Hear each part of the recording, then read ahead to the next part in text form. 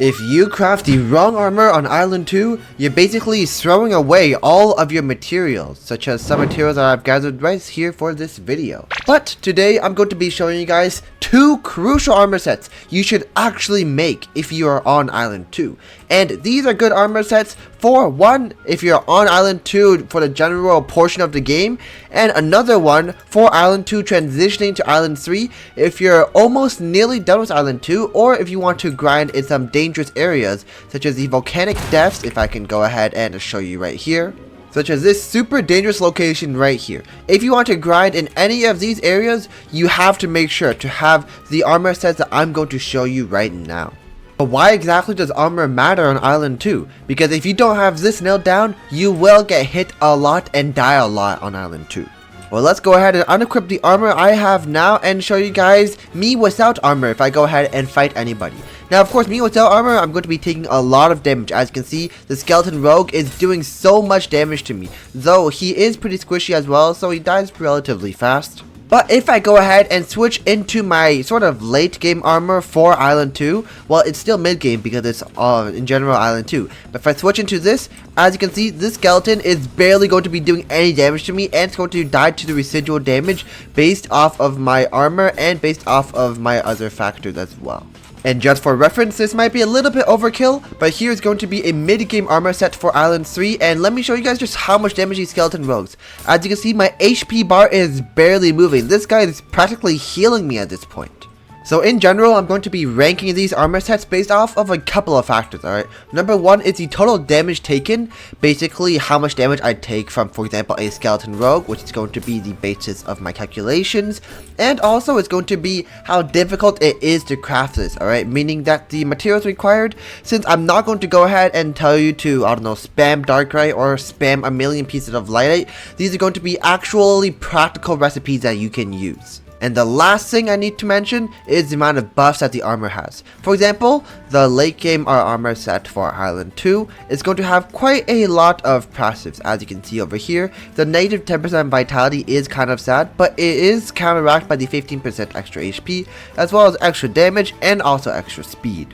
Now for the first armor set I'm going to show you guys, it is going to be the earlier to mid portions of Island 2, and it can carry you probably all the way to the very end, and that's where you probably have to switch out your armor. And by the way, end, I'm referring to the end of Island 2.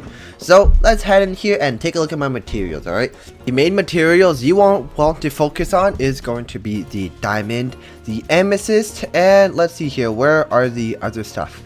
Oh, we can add in some ruby as well for this recipe, but ruby is a little bit harder, so I won't really be including much ruby for this, though sapphire is definitely going to be needed, alright? Basically, we're going to be using a whole lot of rare ores, and topaz as well. Now, we don't really want quartz because of quartz's low multiplier. As we can see over here, quartz, it does have a 1.5x multi, okay? But for these ores that we will be needing, for example, these 4 ores over here, here's how you can get them, alright?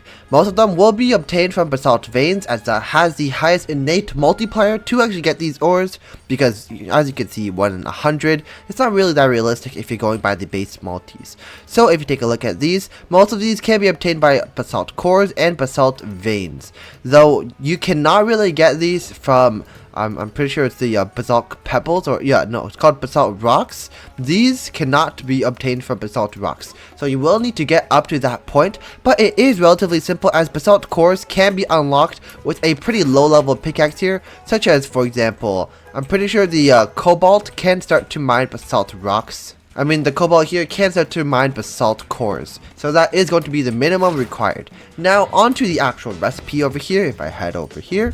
So, we're going to go ahead and mainly make diamond as our base, because diamond does have a really high multi for how easy it is to obtain compared to the other ores. So, we are going to switch to armor here, and then let's throw in 9 diamonds, as well as throw in likely around 6 or 7 amethyst and 6 or 7 topaz. And let's top it off with a little bit of, where did my other ore go? Okay, I found it up here. We got some sapphire, and let's go ahead and throw in 6 or 7 of that as well. Now, for this first recipe, we will be mainly trying to get the helmet, so likely it's a 9-6-6-6 combo. Of course, if you are a little bit low on sapphire, as it is the rarest of them all, you can drop one down and have a 51% chance for the helmet. Now, mainly we are going to be looking for the Dark Knight helmet over here, and I'm just going to go ahead and craft one real quick and show you guys the general stats, even if it is Dark Knight or it isn't. Make sure to full perfect this as much as possible because it will increase the score of your armor. And like so, I've created a piece of armor that is 100% masterwork and 72 defense. For using such basic materials, I think that is going to be very, very strong for you in the early or mid portions of the game in Island 2. Now let's move on to the next piece of armor, which is going to be the leggings. So for the leggings, we're still going to throw in our probably 9 diamond base, though we could increase it to 10 because it is leggings.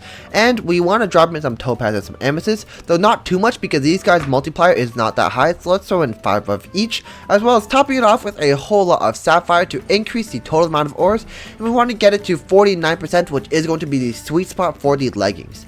Now obviously if you don't have this much sapphire, it is okay to maybe substitute 2 or 4 of the sapphire in exchange for topaz, amethyst, or even diamonds if you have extra. So let's just throw in 2 diamonds, 1 topaz, 1 amethyst, and now we have a 49% chance for heavy leggings. And of course we are going to be looking for the Dark Knight. Now if you do not get yourself the Dark Knight, it is going to be a lot worse, but let's pray we get ourselves the Dark Knight. It is Dark Knight, so let's go ahead and full perfect this as well. So now here is our armor piece. It has 84 defense, Dark Knight leggings, and I'd say it looks pretty well considering that the main materials are going to be resources of a lot lower quality. But now let's move on to the chest plate. This is the most expensive piece here, okay? Now for the chest plate, we will need a lot more of each material. Let's just go ahead and throw in, likely increasing it to 11 diamonds now. And let's throw in some amethyst and topaz. Of course, you know, we don't want too much of these as it does bring down the multi.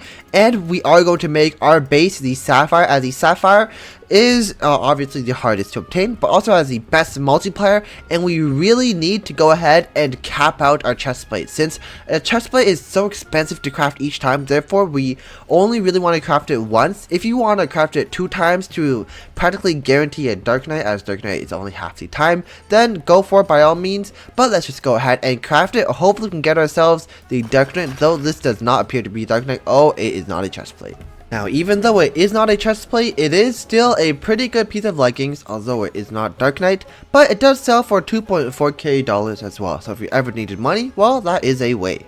And just for reference, if you are stupid rich on sapphire, you could always just go in for 100% pure sapphire. Of course, that is not really practical, and you don't really need to be doing that. But let's just go ahead and throw in a whole bunch of sapphire, and we do need a bit more for the heavy chest plate. So we can go ahead and throw in some copper as well, because those will be obtained pretty easily as well. Now let's go ahead and throw in 50 of each. Well, no, not 50 of each, but 50 total. Hopefully get ourselves a chest plate. Okay, it's not Dark Knight, but we will see how much defense it has anyways. So this piece of armor will have itself, let's see here, 76. Okay, that defense is kind of not really what I was hoping for, but keep in mind it is not Dark Knight, so I'd say that is a pretty good piece of armor. But enough of early game stuff, let's go ahead and move on to some of the late portions of Island 2, okay? Now keep in mind that this is armor that you can actually take into Island 3 and do decently well for the earlier portion of Island 3. Though if you really want armor for Island 3, I will be going ahead and making a video for that soon. So if you do want that, make sure to comment down below, please do Island 3, and I will go ahead and do it. But let's head back into the forge over here and show you guys some pretty good crafts for the later portions of Island 2. So the main materials that we will be using here are as follows. We need iron ore because of its insane buffs and insane multi. Alright, iron ore has a multi of 4x, which is one of the highest multis on Island 2. Now, for Island 2, we are not actually going to be using any Demonite or Darkite, because quite frankly, you don't really need to mine volcanic rock to use any of these, and it is better to use these on weapons, even though they do not have actual weapon passives, but because of their pure multiplier, you will be using, for example, 4 Darkite to Magnemite. That recipe would be pretty good, and you can also check out some of my other guides where I show you guys some pretty cool recipes that use no mythic ores on Island 2.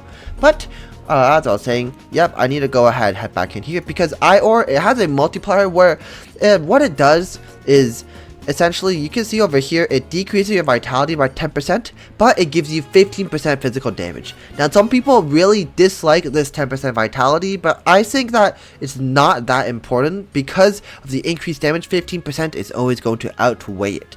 And also, another material that we will be using is going to be Mithril. Okay, Mithril can be obtained from the icy stuff in Island 3, but mostly you will be obtaining it from the basalt vein. And also I'll show you guys a good grinding spot for basalt vein that I use. I actually used that grinding spot in this video. I grinded there for about an hour, just left it on, and got all of these materials. So if I make my way all the way in here where Amber is, and to the right of Amber, you guys have probably already seen a lot of people AFK here. But yeah, there's going to be these two basalt veins over here, and they do have some pretty good stuff. And ooh, I got another eye ore.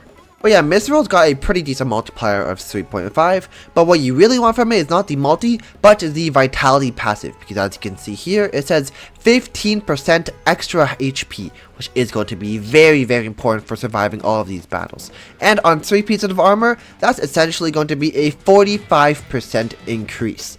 Now, we also want to get ourselves some Lightite. Lightite is going to be a lot more difficult to obtain because of it being nearly 3 times as rare as iron ore, and I'd say around 4 times as rare as Mithril, so it's going to be super difficult to obtain.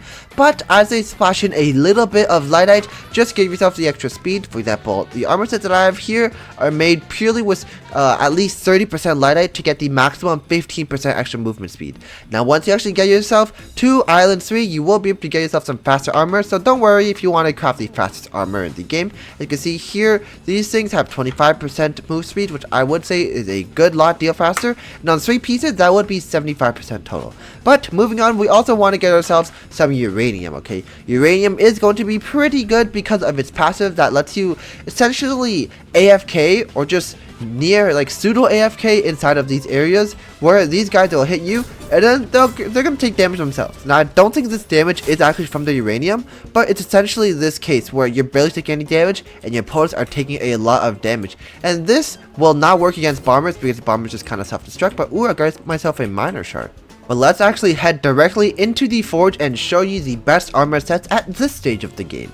So, what we're mainly going to be using, as I've already told you before, and let's see, we really want a lot of Mithril as our base. Mithril is a pretty cheap, it's actually the most least common out of the 4 ores that we mentioned, so we will need a lot of Mithril. And by the way, if you guys don't have enough Lightite, it is okay to just use Lightite on 1 piece, and the other pieces to just substitute it with Ruby or other resources, for example your Mithril, your iron ore, or your uranium. But for this, let's go ahead and throw in 9 Mithril. We also want 9 iron ore as well for the buffs, and let's also go ahead and throw in 9 uranium. And lastly, we're going to throw in 3 Lightite. Okay, now this is going to be the base recipe. Alright, here is the base amount of like stuff that we want. We want a 3-3-3-1 ratio. Now, I did extrapolate it into a 9-9-9-3 ratio, which is exactly the same, except everything's multiplied by 3 to get myself heavy armor. For example, the heavy leggings over here, that would be perfect for this.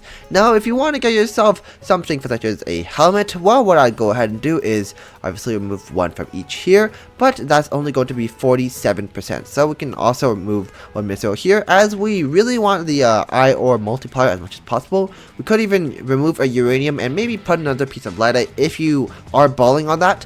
But guys, make sure to remember that for the chestplate, if you guys are a bit low on Lightite, as you guys probably are, because Lightite is dangerously rare, what I would say is replace it with Ruby, or like maybe add more uranium, more iron, or more Mithril if you guys do have that.